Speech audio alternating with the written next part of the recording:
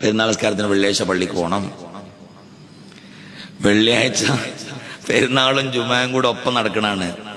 ഒരു ബധു പറയാണ് ജുമാ കൂടൽ നിർബന്ധമല്ല, നടത്തൽ നിർബന്ധമാണ്, കൂടൽ നിർബന്ധമല്ല.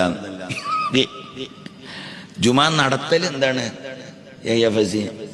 ജുമാ നടത്തൽ നിർബന്ധ, പക്ഷെ കൂടൽ നിർബന്ധമല്ല. ഈ കൂടാതെ എങ്ങനെ നടക്കുക? കൂടാതെ എങ്ങനെ നടക്കുക? എന്താ പഠിച്ചോനെ ചെയ്യാ? ആ ഹദീസിന്റെ ഒക്കെ സബബ് വിശദീകരിക്കണ്ടേ? അല്ലേ നമുക്ക് ഇജ്തിഹാദിനുള്ള കഴിവുണ്ടോ? മഹാന്മാരായ മുജ്തഹിദീങ്ങളായ ഇമാമിങ്ങളുടെ തഖ്ലീദ് ചെയ്യല്ലേ വേണ്ടത്? നമുക്ക് ഹദീസ് വെച്ച് ഇജ്തിഹാദ് ചെയ്യാൻ കഴിവുണ്ടോ? നമുക്ക് അതിന് മാത്രം ഹദീസുകൾ അറിയോ?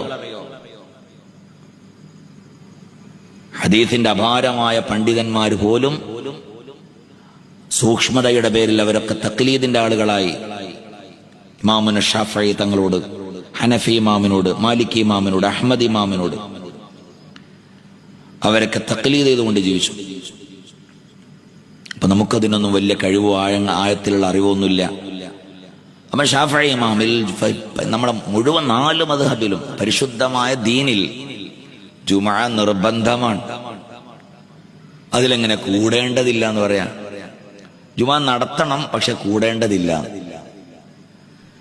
ഖതീബിന് അന്ന് ജുമുഅക്ക് നിൽക്കേണ്ടതില്ല, പക്ഷെ ജുമുഅ നടത്തണം, പക്ഷെ കൂടേണ്ടതില്ല. എന്തിനാ അങ്ങനെയൊക്കെ പറയണേ? ജുമുഅ ഫർളല്ലേ, അത് നിർബന്ധമാണ്, അത് നിർബന്ധമായ സംഗതിയാണ്, കൂടണം. പെരുന്നാൾ നിസ്കാരം സുന്നത്താണ്. സുന്നത്ത് നിസ്കാരങ്ങളുടെ കൂട്ടത്തിൽ ഏറ്റവും ശ്രേഷ്ഠമായ നിസ്കാരം പരിശുദ്ധമായ 2 പെരുന്നാൾ നിസ്കാരങ്ങളാണ്, തഹജ്ജുദിനേക്കാൾ.